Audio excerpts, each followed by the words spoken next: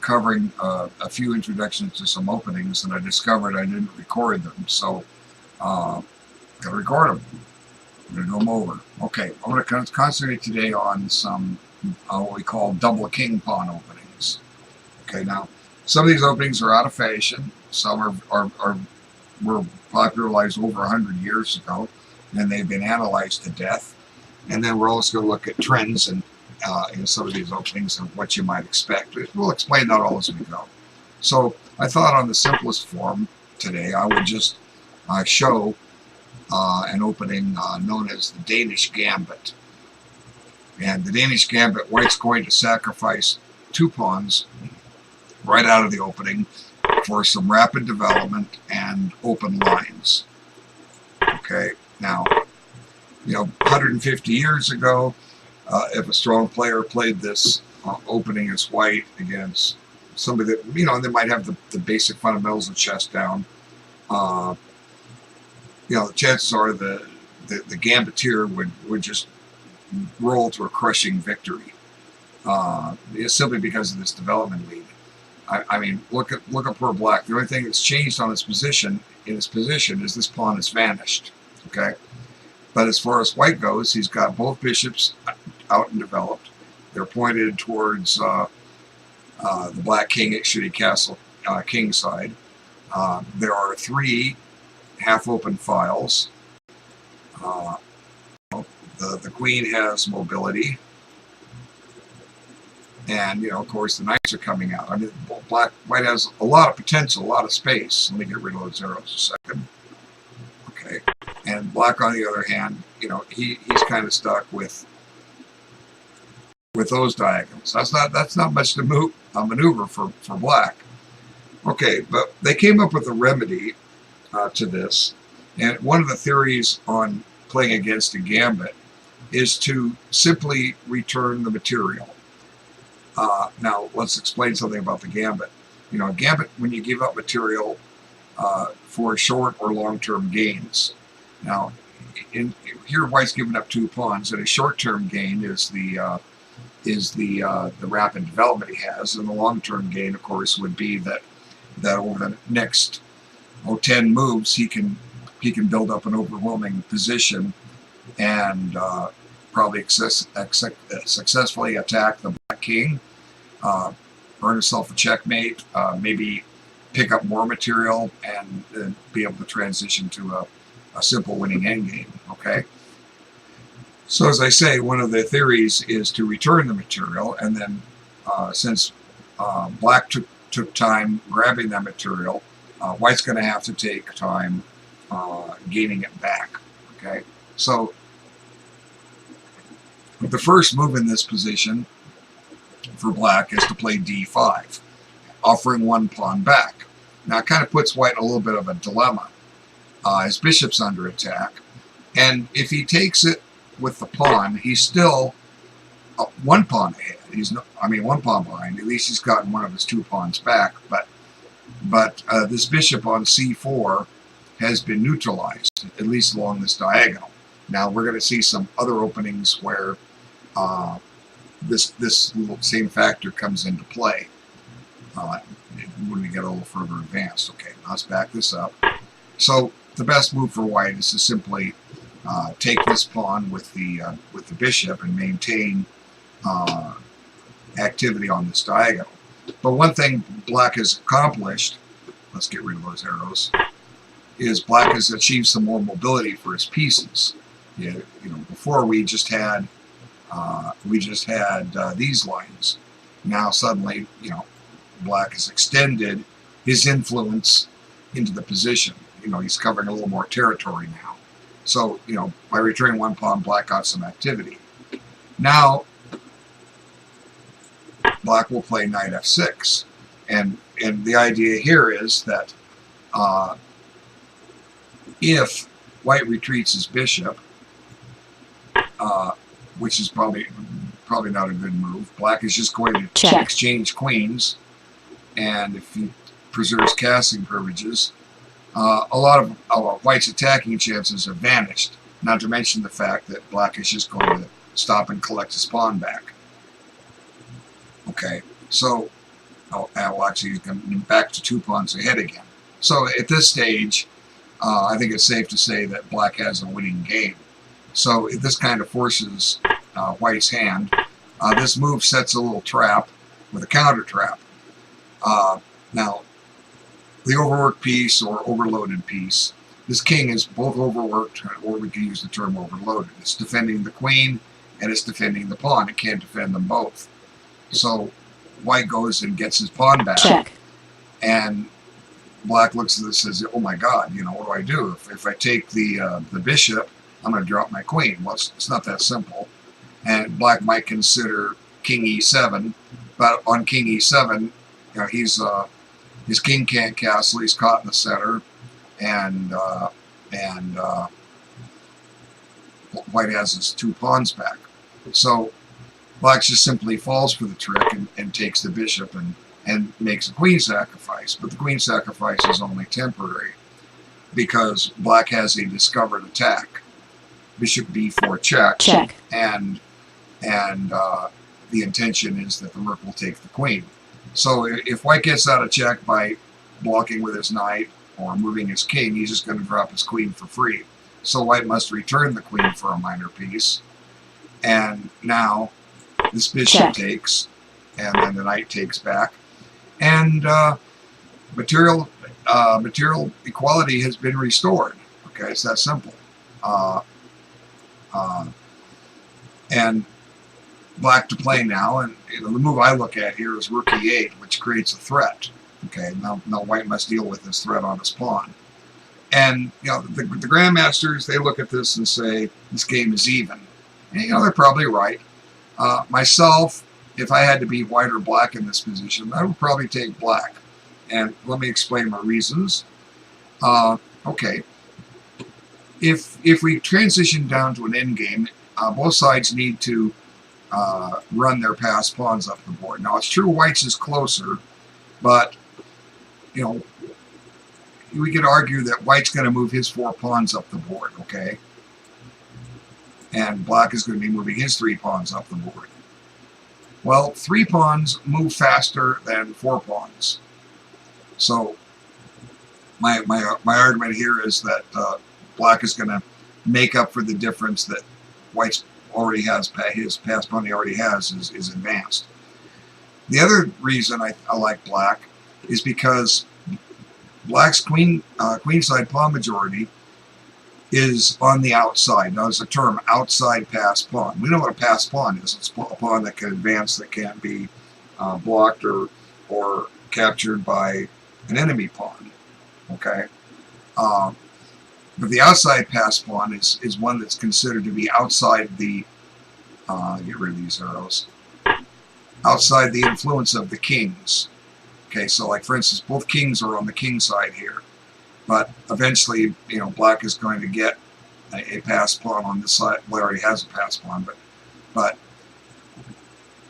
this pawn will require, if say we reach a king and pawn endgame, this pawn will require that white's king remain close enough to where he can stop it from becoming a queen.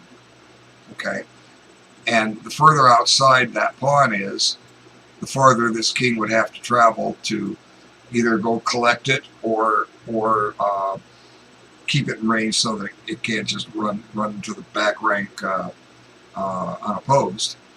And while this happens, while this white king is running over this side, this king is coming down to this side of the board and eating up the white pawns, resulting in a winning game for black. Now, it's not always that simple. There's plenty of resources as you learn more about chess and look at games and in games and play games. You'll see how sometimes maybe this thing will just be a draw because both sides will block the passed pawns and all they do is shuffle their kings back and forth and finally realize they can't make progress and they agree to a draw. So the game is still even, but from black's point of view, this is acceptable.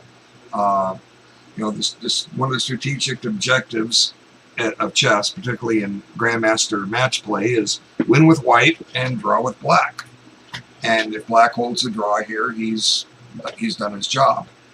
And white has not necessarily kept the advantage of the first move, whereas black is equalized. But also we want to win with both white and black. So the other alternative for treating this position, let's just back up. Okay.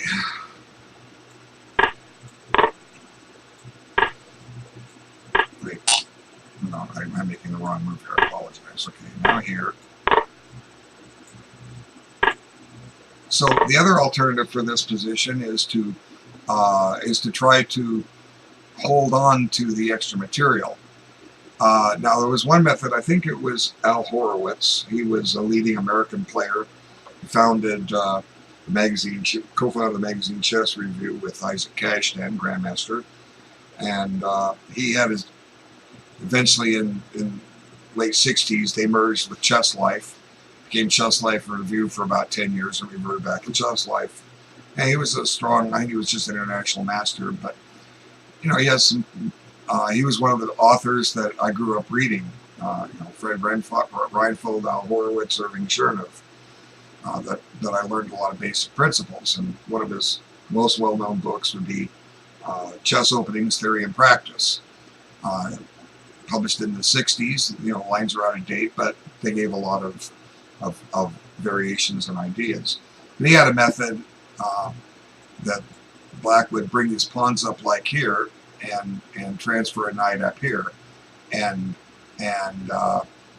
black would try to hold the two pawns, okay, and keep them and convert them to the ending, and then maybe if black can stop white from getting a crushing attack in the next 5 to 10 moves, black may still be slightly behind in development, but then maybe he only has to return one pawn to maintain an advantage. So that's another method of playing against the gambit. Is the other argument. The first argument was one way to play against the gambit is, or the best way, depending on the author, would be to return the pawns, return the material, and the other way to treat a gambit is to accept it and rise to the challenge and try to outplay your opponent. So if black adopts one of this type of strategy that I explained, now the game becomes more of a fighting one, and either side has a chance for a victory. The first one I demonstrated, basically is just going to end in a draw. Okay, so let's back this up to the beginning, and I want to cover a few points because they'll come up in some of these other variations I want to show. Some of these variations are those that you will see. I'm going to clear something here. Just a second. Okay, I want to be able to watch the chat. Now my stream on my thing is lagging. So if anyone's not getting anything, you can type to me. I don't see a thing, and I'll try to make some adjustment. Okay, I want to look at an opening called the Scotch game, because this kind of introduces us to some of the things we're going to see. Now the Scotch game is determined by this move D4. Okay. Now black takes. Now I'm not going to cover the lines where white takes today. I'll go into some of these maybe another time. I want to show you how some of these openings are very similar with slight differences, and how the strategies can be affected. So one move white can play here is bishop c4, and because white has not bothered to get his pawn back, this variation has been dubbed the Scotch Gambit. Now years and years ago, it was 1972, the chess club I was going to, we had a master come by, and he gave a simultaneous, and this is what he played against me. And I think I gave this check. Check. So we can see some similarities. And then he castled, and I grabbed this. And now we have a position very similar to that Danish gambit I showed you. And here, white has an immediate threat. Now I don't remember the game, but I know I lost this quickly. I couldn't find the right defense. There is a defense. That's not important if you want to try this variation as white. I encourage you to study chess. And I'll talk about studying chess in just a moment. But I'm going to give you introductory lines today. If I'm going to go into in-depth analysis, it's going to either require a longer video with where I cover far fewer variations, or it's going to require you to investigate further. Now, how do you do that? Well, the old days, when I grew up, we had good old-fashioned chess books, okay? So, like, for instance, let me find them here on my shelf. Here's one I looked at when I was about 17. Logical Chess, Move by Move by Irving Chernoff. They annotate every move and try to explain, what white or black is trying to do. So other books to be more specialized. Here's just one handy right here. Okay, this is the French defense, the McCutcheon variation. Or no, the Tarrasch variation. Okay, this deals with the opening E4, E6, D4, D5, Knight D2. Doesn't cover any of the other variations of the French defense, and there are many. And there are like four books in this series. So then you get into specialized opening books, and and when I was done with that, what did I do? I went back and checked out the books that I liked, and read them again. I did this for a few years. So, it's one of the reasons why my first rating was 1465. A lot of people start out, their ratings are, around 1,000. Some a little lower, some a little higher. And, plus I had,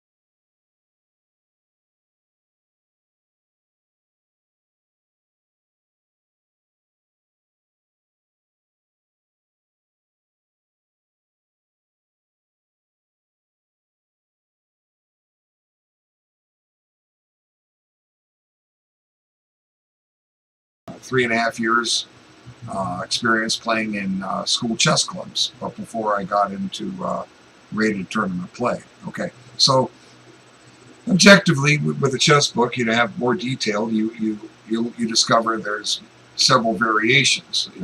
And most of these variations are games that have already been played somewhere by someone, usually master games, but not always. And these games would be collected over the years by chess authors, and they would they would be doing meticulous research from one book to another, Chess Informant or Old Issues of Chess Review, or publications in different parts of the world, and they would put them together, and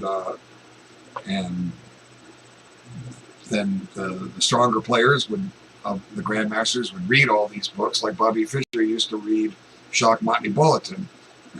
That came out monthly from the Soviet Union, and he would see all the latest games and look for new ideas and new moves in openings, and then he'd analyze those out and try to maybe he would discover that maybe Boris Spassky achieved a winning game on move 14 in a certain position in a certain opening, and then he would examine his opponent's 13th move that tipped the game in Spassky's favor and try to find an improvement, and maybe he might find a great improvement. Then he might use that against Spassky or someone else, get the same position. They think they're going to win like Spassky did, and then Fischer presents a surprise. Here's a novelty. Now, it wasn't only Fischer who was doing this; it was a lot of people. Now, today we don't have to look through a pile of books. We can order Chess Base and have millions of games at our disposal, and we can search for them, and it just finds them in an instant. When you have Chess Informant, you're trying to find books or trying to find openings. Back say in 1976, it was 10 years old. You have 20 volumes to pour through to look up your variation. Now it's edition number 130 or something like that. That's a lot of work. That's how we did things in the old days. So, you know, if you do learn openings, do learn opening variations, it's going to require work. Okay, that means you sit down with a chessboard and a chess book and you play over stuff, and after a while it becomes routine, and you understand it, and you play them. That helps you understand them more. Then you get experience with the ideas. So let's back this up a little bit. Going back to the Scotch game, I just mentioned this move. Probably the best move for black is to play knight f6. Okay, now I'm not going to analyze this any further. It gets, you know, there are variations like e5, black can play d5. Okay, and you know, we would be here all day if I covered all the lines. Let's just store this in our memory bank, okay? Because we're gonna see something similar here in a different variation. So let's come back to the beginning. So, you know, if you're lazy, and sometimes I'm lazy, I look for lines that avoid complications of reams and reams and reams of analysis. You know, there are people that will sit and look this up. Like, you know, back in the 70s, there was this contingent of junior chess players. You know, they were in around 1300 to 1800, and all they did was hook up as a group and study the dragon variation of the Sicilian. So if you played one of them and they played the dragon, you couldn't surprise them. And, you know, they would sit there, and no matter how much better than you were than them, they would, which was possible because their rating range was low, they would play you to equality for 15 moves, okay? Because they knew some theory. But, you know, it's up to you. How well do you want to, you know, chess? Some of this is necessary on the club level. You know, most opening preparation today comes at the grandmaster level, where they're preparing for a specific opponent. But anyway, we're going to talk pretty much for the bulk of what I'm going to do with this session about this move. Now, what are black's choices here? Okay, probably I'm not sure which the most popular are, but or most popular is, but the two most common are knight f6, which they call the two knights defense, or bishop c5, which has the term gioco piano or pianissimo, and we're going to talk about both of them. But before I do that, I'm going to just give a little introduction to something on the two knights that we come back to. If you want to play this move, and it's a great move, all right? Trust me, it's a great move. If you want to play this move, you're going to have to be prepared. And if you want to play this move, you're going to have to be prepared. Okay? So we'll discuss the other alternative. There's a move called the Hungarian defense, and I put up a video on my YouTube channel. I'll introduce it here in a little bit. Perfectly safe, solid move. Okay? Let me back up. Whoops. Let me make a point. See, okay, the move that black has to be prepared for is this, which threatens to play a fork and win material right out of the first few moves. Now, black has resources. We're going to talk about that in a moment. So one option for black is to play bishop e7. Now, what does this do? Well, it doesn't put the bishop on a great square, but it actually accomplishes a couple of things. Number one, it stops knight g5 cold. You know, knight f6 doesn't stop knight g5 because the queen can't jump over the knight and capture the knight. Okay, so white looks at this because he really wants to play knight g5. He wants to get this fork and win the game quickly. But now white looks at this and says, "Oh shucks, I'll just castle." Now black plays knight f6, and white says, "Yeah, I get to threaten the fork." But now there's a big difference in this position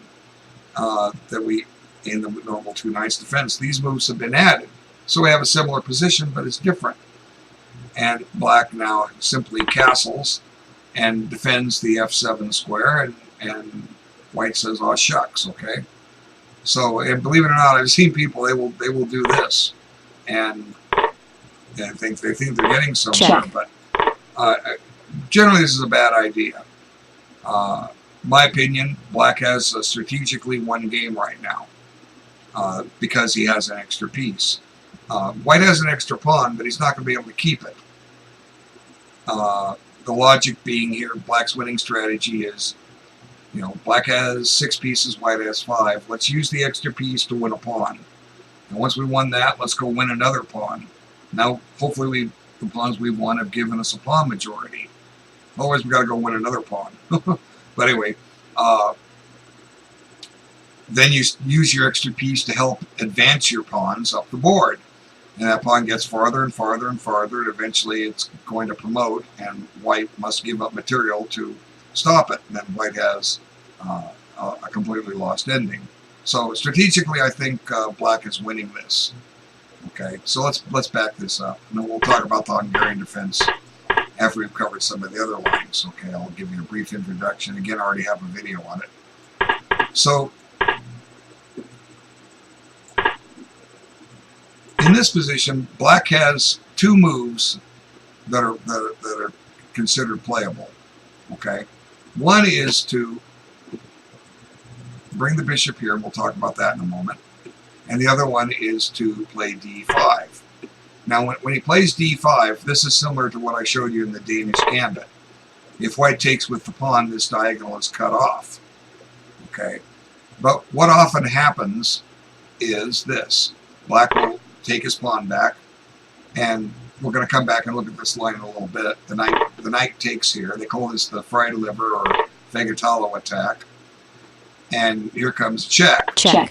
And black would love to play knight f6, but the knight is pinned. And he looks at this and says, what do I do? You know, if I play queen f6, I lose the knight. So I got to move my king. Where do I put it? And if you come back to e8, you know, white just regains his piece, is a pawn ahead. Black can't castle, and white is threatening a mate in 1. So, you know, black goes down quickly. I was in Phoenix for 4 years, and I saw the same position occur many times in scholastic games. And, you know, the black players didn't know opening theory. The correct move for black is to play king e6. Okay, this is the correct move. Now we're going to come back and talk about the this position a little bit. But if you know opening theory, you know this is the correct move. And white's objective is try to break the position open and go checkmate the black king. Black's objective is to keep the king safe, run him over to one side of the board or the other, where he's safe, and then eventually convert his advantage of the extra piece. So, you know, the chances are about even here. But if you don't know opening theory, who wants to bring their king out to e6? So I have to back up. I want to shrink. Well, let me see. If I get to this position, hang on. So I need to show you 2 other lines. One came out of the Scotch. I forgot to do it. Okay. This is black's best move. But I've seen, again, in scholastic chess, I've seen many players play here. And this is a blunder. Now, black must either lose a pawn or lose the right to castle. Okay, now how does that work? Okay, white takes here. Now, if black doesn't retake, he's already lost his pawn now. Now, there are 2 ways to retake. Let's look at both of them. Knight takes. And now check. Black has lost the right to castle. And white can develop with tempo. Okay, develop this bishop. Nothing is attacking f7. Or, I'm sorry, nothing is protecting f7. So I've had some players say to me that this move is fine. And black is willing to accept a weakness. And the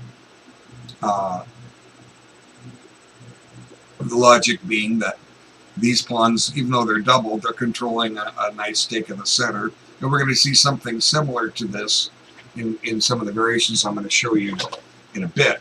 But strategically, white is better here. Black does have a set of double pawns. black's king can't castle. You'll have to advance up to the second rank at some point in order to connect these rooks and get them into play. So white is clearly better here. And, don't, like I said, I had somebody, he took a lesson from former U.S. champion Gatakomsky, and he didn't like it. They tried one with me, and he didn't like that either, because I insisted that this was not good for black. But this is what he wanted to do, so we never had another lesson. That's okay. He probably never got good at chess, but I hope he did. All right, so let's back this up. As I said, no matter how he takes back, he's going to lose pawn or can't castle. If he takes back with the pawn, we still trade cheeks. And black has two legal moves. He can take with the king, or he can take with the knight. If he takes with the knight, he drops this pawn on e5. Okay. If he takes with the king, then white will continue once again with bishop c4. And if black wants to play bishop e6, he's going to get his double pawns. If he doesn't, let's just illustrate it. If he doesn't want to take the double pawns, he might need to stop and play this, taking away the best square from his knight. Now, white has the advantage simply because he has two pieces out, black has one. White's castle, black hasn't. Black has to stop and move his king again off the back rank in order to connect these rooks. So this is favorable for white. Okay, so I wanted to show you this for a reason, because we're going to see something similar here shortly. Let's back this up. Okay, so we're back to bishop c4. So again, like I was saying earlier, the best two moves are knight here and bishop here. We're going to cover both those in a little more detail in a moment. But having analyzed thousands of chess games in the last 6.5 years that I've been teaching chess full time, I've seen many versions of the following. I've seen black play h6, and I even found a master game where black played this, and he got crushed. But I dubbed this the internet defense, and a lot of times openings are named after a city or a country they were first played in, or after a player. This one doesn't get named after any player, okay? Because it was independently invented thousands of times. I mean, I've seen it countless times, and there's probably hundreds and hundreds and hundreds more that I haven't seen yet where somebody's come up with this move. Now, what is this all about? Well, I think that this move came about because black got crushed with, when he played the two knights defense, black got crushed against knight g5. So, I'll just give an example. Suppose white castles. I don't think this is white's best move. But I've seen players, their next move will be here. And this is the internet defense, okay? Independently invented by potsers who are not reading chess books, who come to the conclusion that they need to take these squares away from their opponent. Because why? When knights get to these squares, they often give forks. When bishops get to these squares, they tend to pin knights, which sometimes can be a problem. So by playing their rook pawns up, they stop white from doing that, and then they feel safe. But there are several problems with this line of thinking, and depending on your rating level, if you're higher rated, you're not going to see these, but if you're lower rated, you're going to see this stuff a lot. It's out there, trust me. I know, and no grandmaster recommends this. You don't find this suggested defense in any book. And, sadly, because it was invented on the internet, nobody can anticipate that this would become a trend development. You've got to bust the position open. Okay? Because if the position is opened up, then your pieces are going to seize the open lines before your opponent will. And then at worst, you'll transition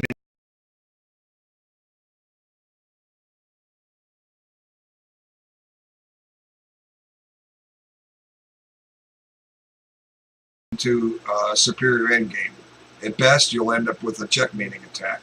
Now, I've had some students, that faced this stuff a lot, and they were insistent upon playing D3. And this is probably the worst move white can play. I give it a question mark because he has much better. We'll talk about that in a moment. But my experience showed me, then black would go ahead and do this. And, white has a little bit of a lead in development, but, white will develop this, and this will come out here maybe. And white might put this here, and black might castle, and white might put his queen here, and black does this, and maybe white puts this rook here. Well, what happens is, in this position, is white doesn't have any clear-cut plan. I mean, where's his pawn break? The rooks don't have any open lines at all. Where's his pawn break? He can try to play for f4. He can try to play for d4. Those are his pawn breaks. And until he's ready for those, he's not ready for either. Number one, the f-pawn is pinned by this bishop. Number two, the knight blocks the f-pawn. And one of the other benefits of this move is that if white goes to try to chase that, let's see, let's back this up.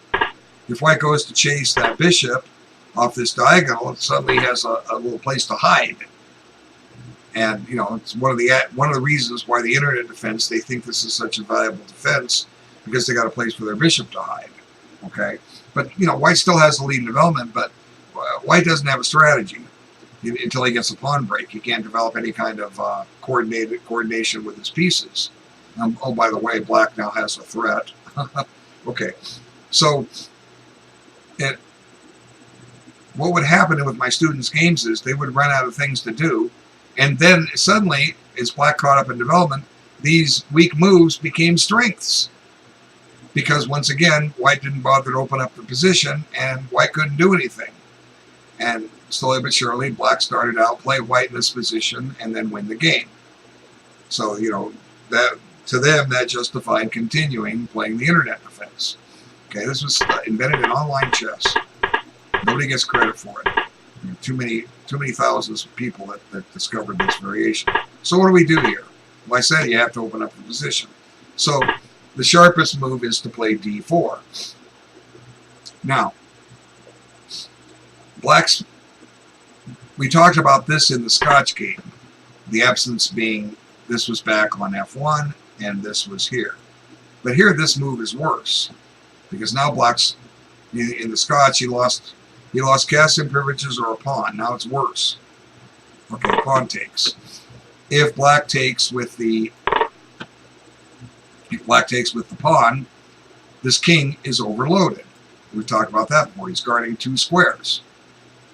White simply trades queens. Check. If black takes with the knight, he unprotects this pawn. If black takes with the king, he unprotects this pawn. So black has lost a pawn. He played a bad opening, and he's down a pawn. So the other choice would be, after pawn takes, would be to take with the knight. But this is just as bad, if not worse. Now, white could play, and nothing wrong with this, except there's better. Check. White could trade queens and collect the pawn, and it's black to play. But there's a better move for white. And that better move is to do this. Now, we couldn't do this in the other variation because black had a knight here protecting the queen. Now, black looks and says, oh my god, if I take this, I don't have that resource in the Danish gambit to get the queen back, because my knight's still sitting here. Why is that knight still sitting there? Because black stopped and played here. Okay, wasted move, horrible move. So what black has to do here is simply put his king up on here, and then white trades queens. And we have the same position we just covered about 45 seconds ago, except it's white to play here. So white just castles his king.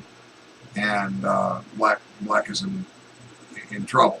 He's down a pawn, king can't castle, everything's bad. So what does black do against d4? Well, he takes the pawn. Whoops, I backed that up. He should take the pawn. Now, if your memory is good, we looked at the position in the Scotch Gambit where this pawn was still here, and it was black to play. And I showed you black. I showed you the game bishop b4 check that I played, c3, and this took. But I said black's best move is probably, let's get rid of the arrows. I said black's best move is probably knight f6. But the problem is, it's white's move here. It's not black's, because so here, even though let's imagine this pawn back here, black's best move was knight f6. Instead, black chose to play h6. So now we can really see how horrible h6 is, and how strong d4 was. Now white to play. You can do a lot of good things here. Let's go back and play it Danish Gambit style. Okay, we talked about that. Boom, here it is, the Danish Gambit. This time white's got his king castle. Okay, this time white has his knight out. We didn't have that in the original Danish Gambit. White just had his bishops out. Okay, so what's changed in black's position for the Danish Gambit? He's got this knight out. He's got this useless move here. White is on the verge of crushing black here. And again, the black can't return the pawn like he did in the other line. Well, here I would actually take the pawn because that opens up a file that I'm ready to check and force something into e7. Then I've got a pin that I can start piling up on. So white's crushing here. Okay, so this c3. What else is black going to do? Play this. Well, maybe I'll kick it. Maybe I'll castle here and I'll say, go ahead, take it. And then I've got a pin. And if you're not careful, I'm going to steal this guy. Or, I mean, there's a lot of good, juicy moves here for white. And, set up a chessboard, sit down.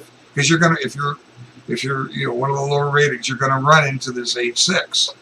And you can just build up an overwhelming victory and win it easily. It doesn't matter if your ratings like 1,000 or 1,200. If you can keep your pieces safe, you can outplay your opponent. I told my students in that rating level, I say you're good enough to beat everybody at your rating level. The problem is they're good enough to beat you.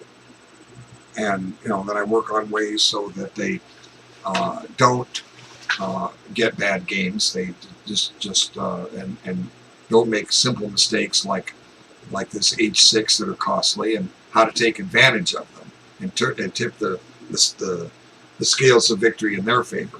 Okay. So let me see. Let's back this up. So we've now seen why this more reasons why this h6 move is horrible. So let's get back to the two knights defense. Okay. Now white plays knight g5.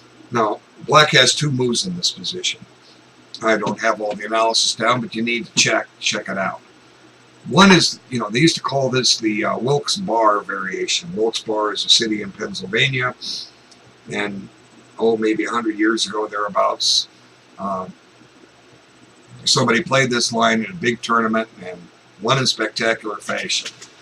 So the story goes, I guess. And became popular. They studied it more and analyzed it more, and it entered its place in the annals of chess history. Well, it turned out somewhere down the line, I think they discovered there was a, German master named Traxler who had been playing it before, and maybe the American player that used it at the Wilkes-Barre tournament was aware of it. Maybe invented it independently. The Rubik's Cube was supposed to have been invented by two people independently, but regardless, the story doesn't matter. Eventually, justice was served, and it's pretty much known as the Traxler. Okay.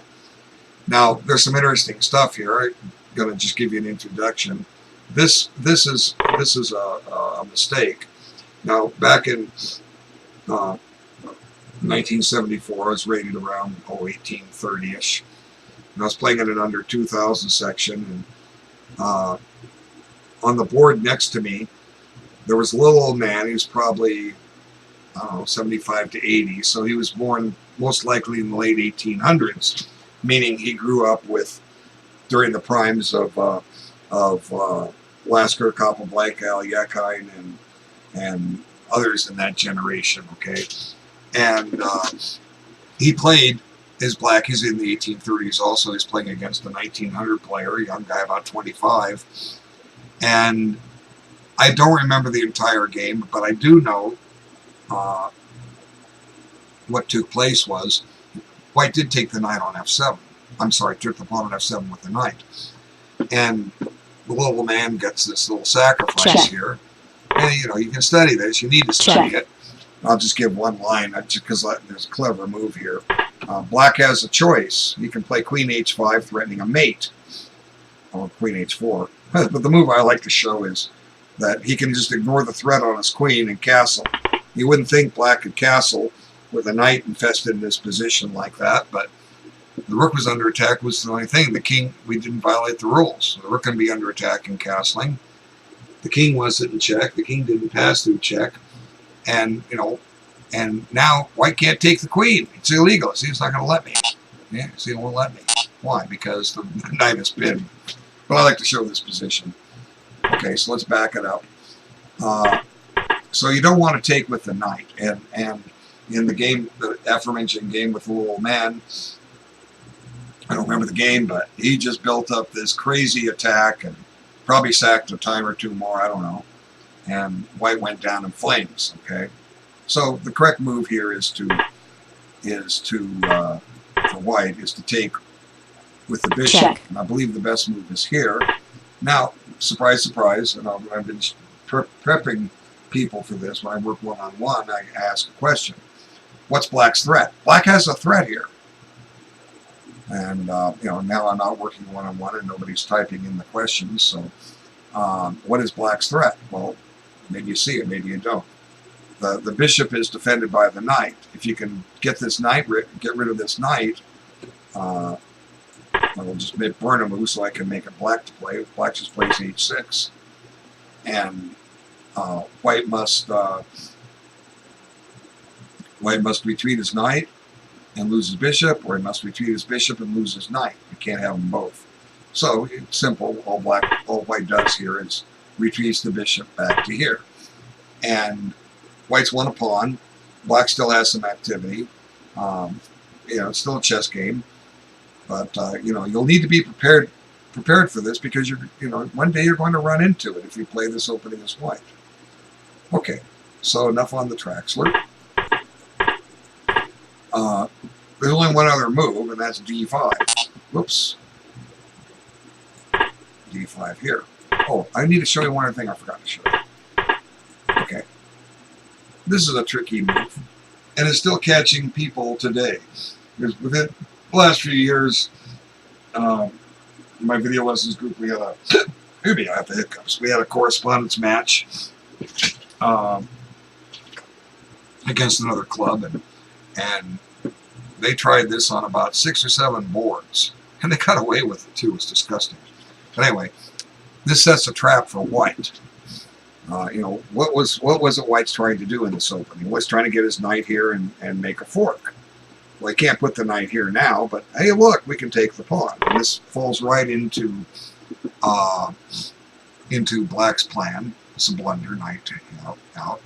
So Black plays queen g5. And then White looks at this and says, oh boy, look at my knight's under attack, I get to make the fork. But now this move comes, and White's losing. White looks at this rook, can't guard it, can't bring the king up to guard it, that's illegal, so he moves his rook here. And then check. Black checks here, and White says, well, I don't want to put my queen here. He'll take it. So White retreats the bishop, and then the game promptly ends. Checkmate. Down 7 moves. And you would not believe how many times I have seen this position in a correspondence match. You know, correspondence match, you got 3 days usually to find the right move. Ugh. And they're losing this. Okay, I had to show you that. Let's back this up. You'll see why I'm showing you this in just a minute or two. Oh, but let's finish this. What's White's best move here if it's not to take the pawn? Well, I think White's best move is c3.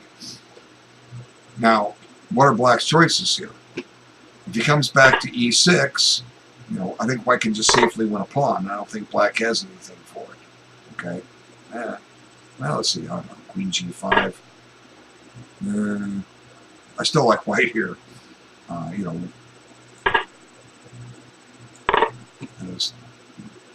should be okay for White. You know, here we can play Queen f3. But regardless, you know, we don't even have to take the pawn. We can just castle here. White's ahead in development. This knight is blocking this bishop a little bit.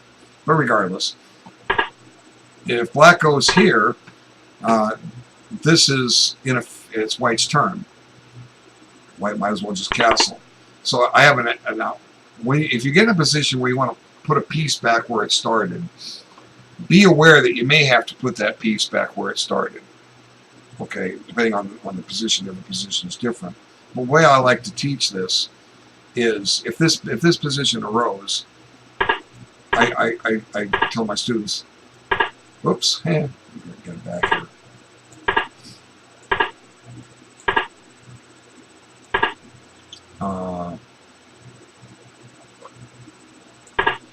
What I've told my students is, Black stops the game and says to White, hey White, it's my move. But you know what? I really don't want to move here. I don't. So I'm going to make you a deal. I'll give you 2 moves in a row if the first one is c3. And White says, okay. Now White decides to cut, and he's got this pawn up supporting a d4 push. So, you know, one thing to consider if you're going to put a piece back where it started, you gave your opponent 2 free moves. Now, I did this once. There's an exception to everything. I did this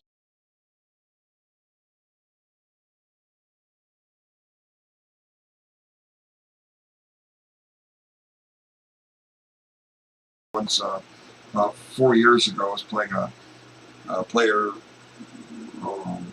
2,000 rated or so,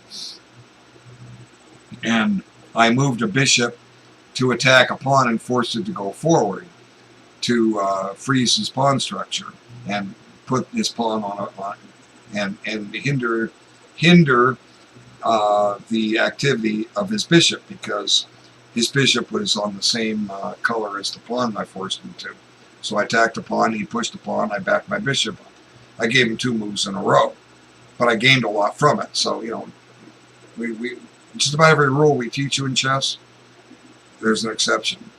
At least one exception. Okay, so now I've shown you that. Let's get back to the 2 knights defense. Okay, knight g5. So we've looked at this. The other move is here, and we looked at this briefly.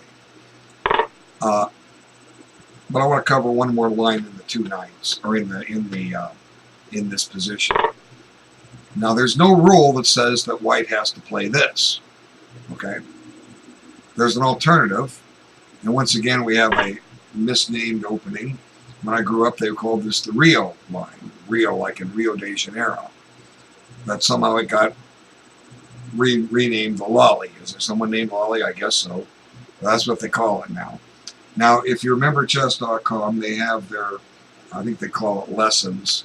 They have those, you click it and they play over games and ask you questions and grade you as you go, because you get a rating out of it. They have early on in those lessons, they have a game with this variation, and Black had misplayed it, and White went on to a stunning and crushing victory. So it is worth your time if you know to study this stuff if you think you can score some points. Okay, that's why I think double king pawn openings are they're the most tactical, and it's where good book knowledge will take you the farthest. Okay, as White or with Black. Okay, but you need the book knowledge. If you don't have the book knowledge, You're trying to solve it yourself, and you know, you're asking yourself to, in many cases, to find master level moves almost every turn, or the chance at an advantage when it presents itself will be ignored and not noticed, and thus lost. Okay, so you know, go ahead and study this, Wally. Okay, so the other choices here for black, and I wanted to interject this move. I had a student have someone play this against them a few years ago, and my student came up with this idea. Okay, you know, because you know, what does white want to do with his opening? He wants to fork him down here. And black played here, and he got his fork. Then he attacked this bishop, and he backed it up. And all of a sudden, we've got something similar to what we just looked at. Now you see why I showed you that line. But there's a big difference. Check. We're not going to get a smothered mate. We're just going to win the queen. Checkmate. Mate. Okay. So we got to be careful. So you know, if you play the two knights defense, if you think it'd be cool to win a game like this, well, go ahead. We'll play the knight to d4. So white needs to come up with something better than d6. What makes sense here? Well, anything that helps his development should make sense. So castling is possible. d3 is possible. That affords some protection here, if need be, and activates the bishop. Okay, so you know, or c3, chasing the knight. Okay, these would all be reasonable moves to look at. But if you want to play this line as black, well, you want to see these. You want to, you know, I showed you the win. You know, but there's no rule that says white's going to play this. He may know what to do, so you've got to be ready. That means you invest money in a book about this opening and look for it. Now, where do you find such books? Well, the best way to find a book is if there's a bookseller near you. Now, depending on where you live, that probably means a lot of you there isn't one near you.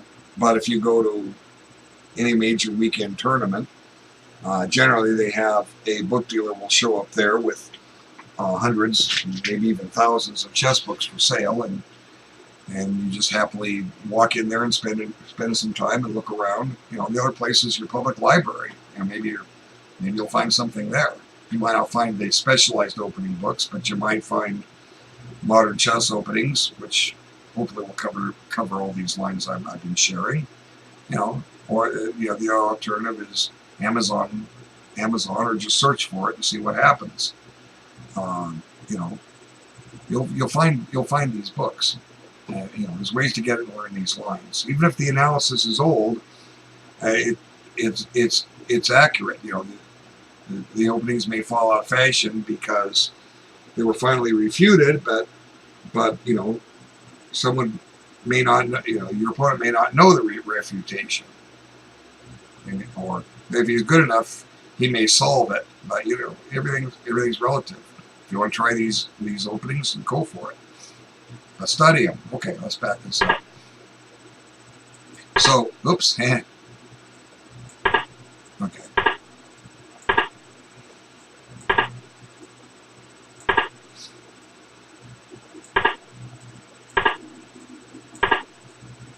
So another line that black plays. Now, I grew up learning this was the Fritz defense, Fritz variation, and this is the Ulvstad, U-L-V-S-T-A-A-D. And I had a student tell me, no, I have them backwards, and I never bothered to look, not that I really cared. But one is the Fritz and one is the Ulvstad. We're going to cover both. The idea of B5 is to deflect the bishop from this pawn. So, for instance, if he takes, now the queen can take, and you know, black has a fork here. White might need to play bishop f1, and I guess if you're black, you're pawn down, but you're getting some development. Okay, so you know, you have to prepare for this to find all the best lines. I believe the main line is to retreat the bishop to d3. And now it's a fight, okay? The other choice here, let's see, is black plays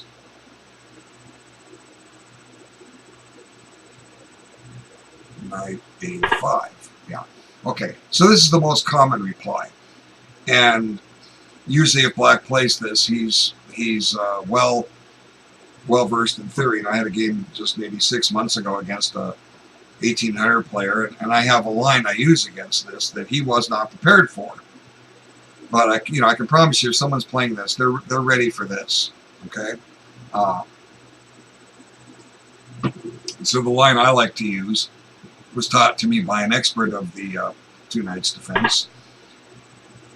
Learned it back in 1973. It's just to simply play d3.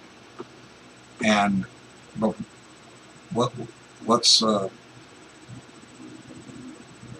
stop and take a moment. This defends the knight, if need be. It protects the bishop. And let's look at black. Black is still down a pawn here, but he has some compensation. He's got he's got a few open lines for his pieces. So let's get rid of those arrows. I had some white arrows on there. Okay, black has some mobility here. Okay, white has only moved one chess man on his queen side. Everything else is still sitting there, and he just moved it here on move 6. Okay, so white's a little bit behind in development. It's because it's black's turn here. But it's kind of interesting. If black takes this, he's remaining down a pawn, and he doesn't have all the open lines he will get in the bishop b5 line. We'll look at that in a moment. And if black plays,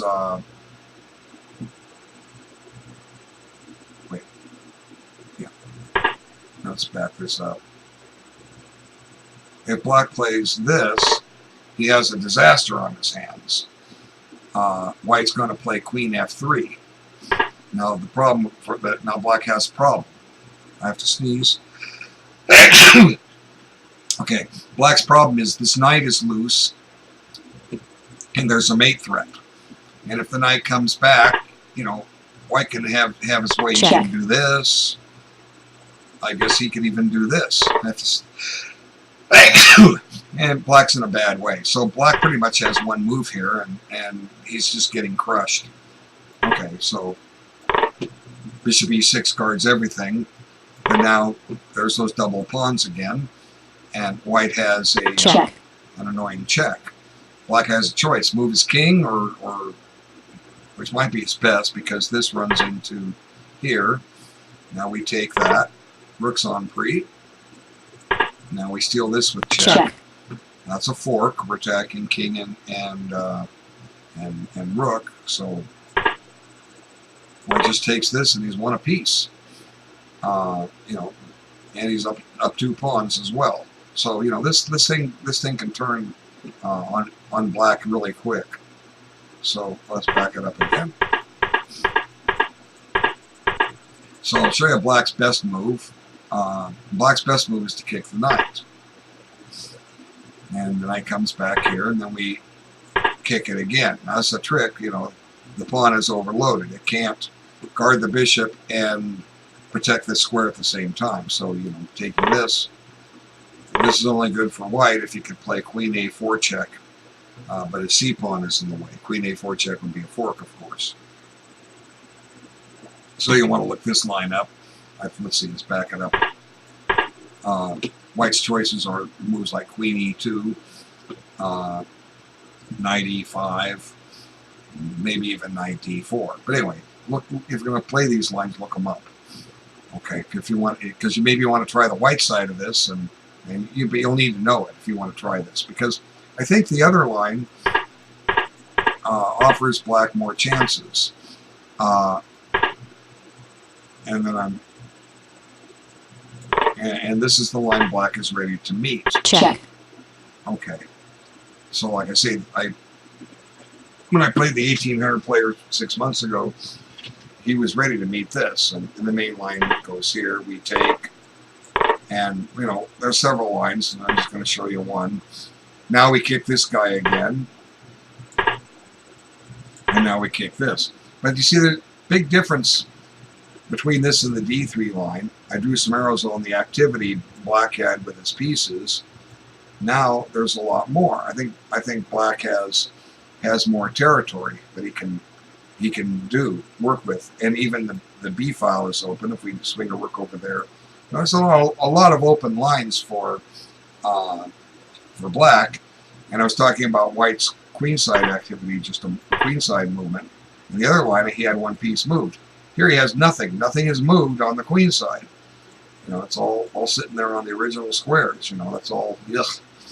Okay, when are we gonna develop this stuff, white? Because right now we have to deal with the knight. Now, back in the 1800s, Willem Steinitz, who was world champion, came up with this line, and you can look into this too. Bobby Fischer revitalized it.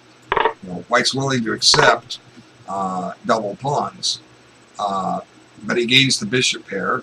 He's still a pawn ahead, and Fischer had several games with this. You can look those up, and he revived Steinitz's old line. So there's a lot of stuff out there. I mean, I'm shortcutting you, showing what to look for. Okay, so let's back this up. That, in essence, I think we've almost got to exhausted the two knights defense. If I have to come back, I will. I want to add one other comment. Back in the 1960s, there was an American. He recently passed away, Hans Berliner. He used to play in the U.S. Championship back in the heyday of Bobby Fischer. And his best finish was he finished in the top third. He played in three of them: top third, middle, and bottom third. He was arguably a 2400 player. Fischer beat him most of the time. They had one draw. And he was a professor of computer science at Carnegie Mellon University. He was one that developed a lot of the programming for some of the earlier chess engines. But anyway, he was, like I say, he's a 2500 player range, and he realized he wasn't going to be a world champion, and he turned his attention to correspondence chess. And I think he only lost one game, and he finally came back out of retirement about 20 years ago. I think he lost a couple more, but he only suffered one loss, and he qualified into the World Championship, Correspondence World Championship, and he won it by a margin unprecedented. He dominated that like Fischer would dominate tournaments back in the heyday. Fischer played, Berliner, his defense against e4 was knight f6, the Alekhine defense. But he found himself paired against this Russian, Yakov Estrin. And Estrin was considered the world's leading authority on this opening. And Berliner had a copy of his book, and he read it from cover to cover or whatever, and he found a flaw in Estrin's notes. Okay, and he proceeded to play that opening against Estrin, and there's been a lot of analysis since then, like, could Estrin have saved it? Well, I don't really know. It's fun. I was reading about it once, but I forgot. There's been a lot of theory about it, but the move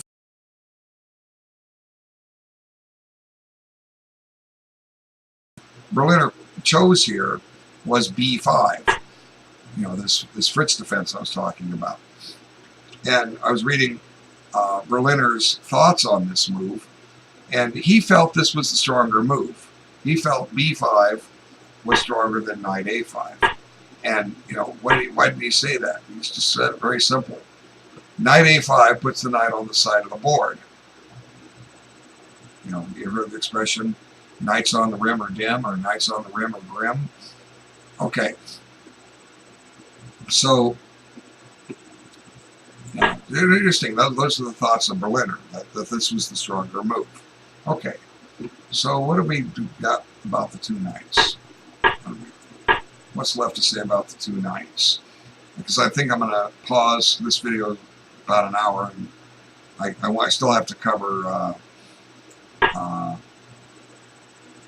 I still have to cover this move, and I still have to cover this move.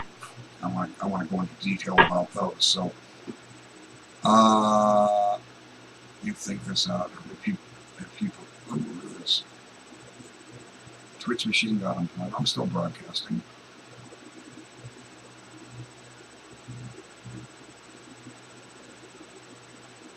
I think I'm broadcasting. Let's see.